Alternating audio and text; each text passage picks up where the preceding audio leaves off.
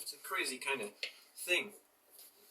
But I'm going to lift up the rubber here, and yes. This is before you buy a caravan, guys. You've got to make sure that it hasn't got moisture inside the caravan. Listen to this guy. So that tells me it's damp. I get people disputing this all the time when I go to look at caravans. Oh, it was just a little bit of damp. Well, a little bit of damp usually means a lot of damp. In any case, it's mildew, and mildew is no good for your lungs. But it is pimpled.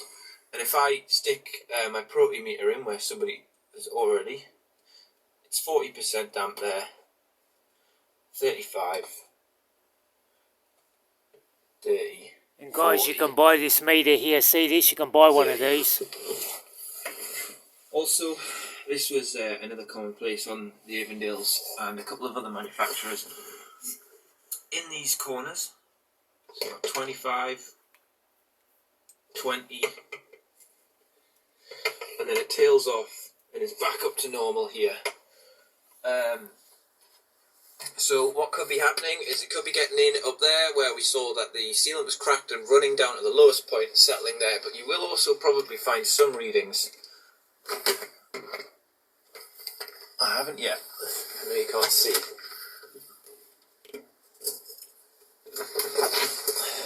I would usually use the extension cable that I was talking about, but it's a bit difficult when you're holding a camera.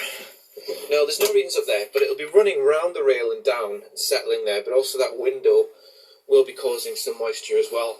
And then on this side, I've got the same sort of problem. I've got pimpling. Again, the wallboard hasn't gone soft, so that's something, but I'm getting 25, 40, 40. So someone might be just telling you, oh, it's a bit damp. There's a little bit of damp in the corner there, but this thing's going to be damp all over that area.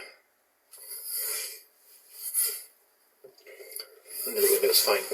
Down the bottom here is also. So if I'm looking at repairing this, just as a rough estimate, that awning rail's got to come off. That's at least 120 quid to take off and put back on. That awning rail's got to come off. That's 120 quid, so up to 240 quid.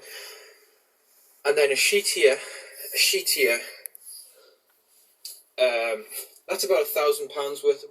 Alright guys, this is what you should look out for before you buy a caravan. Before you put the money down and tow it away, you got to look for moisture.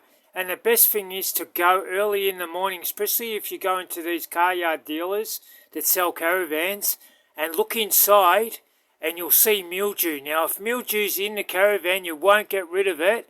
I'm not too sure how you repair it, but I know it's big money if you've got to get a professional person in there to get rid of the mildew. Any second-hand caravans, you must check for mildew because it makes you sick at the end of the day.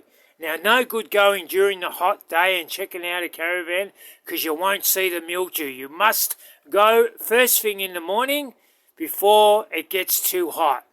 And a good day to check is on a rainy day because you'll see the mildew. Now, that guy's got a temperature gauge where he checks it for mildew because that's all the things you must check. And another thing you check is you must check the floor for rotting. Look underneath the caravan and make sure all your beams that hold the floor in are not rusted, because I've been caught like that once before. I got excited, I brought the caravan home, I jumped up and down on the floor, and I nearly went through the floor because the floor was rotted. And then I looked underneath and the beams were rotted underneath. So you must do your homework before you buy these caravans, especially if they're second hand.